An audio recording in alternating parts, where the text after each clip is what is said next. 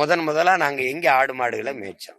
காடும் காடு சார்ந்த இடத்திலையும். காடும் காடு சார்ந்த இடத்துல நீ இப்ப கால் வைக்க கூடாது நீ சட்டம் போட்டா, இந்த சட்டத்தை நான் கால் செருப்பால் அடிக்கணுமா அடிக்க கூடாது? சொல்லுங்க, நீங்க சொல்லுங்க. என்ன நீ பண்ணிட்டு இருக்க? அதான் அறிவுறுந்த செயலா இருக்கா? அங்க ஆடு மாடு மேய்றதுனால அருவி அப்படி உருவாகிறது, அப்படி நீர் வரத்து உருவாகிறது குறைஞ்சிரும். அவ்வளவு பாதுகாப்பாக நதியை வச்சிருக்கிறீங்க. சொல்லுங்க. இந்த ஆடு மாடு தண்ணி குடிக்கிறதுக்கு ஆறுல தண்ணி இருக்கா? நொய்யல்னு ஒரு ஆறு மாடு குடிக்க முடியுமா?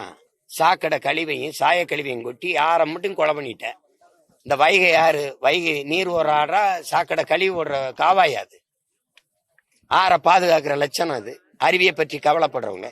வன விலங்குகள் பாதுகாப்பற்று போயிரும்னா பல நூறு டன் எடையுள்ள வெடிமருந்துகளை வச்சு கல்குவாரிகளை தகர்த்து நொறுக்கிறீல. அப்போலாம் அந்த வனவிலங்குகளை பற்றி கவலைப்படாத நீங்கள். நியூட்ரின் ஆய்வை தேனி அந்த மேற்கு தொடர்ச்சி மலையில செய்ய போற நீங்க 50,000 டன் எடையுள்ள வெடிமருந்தை வச்சு தகர்ப்போம்ங்கிறீங்க. அப்போலாம் வனவிலங்குகளின் வாழ்க்கை பற்றி பாதுகாப்பை பற்றி கவலைப்படாத நீங்கள்.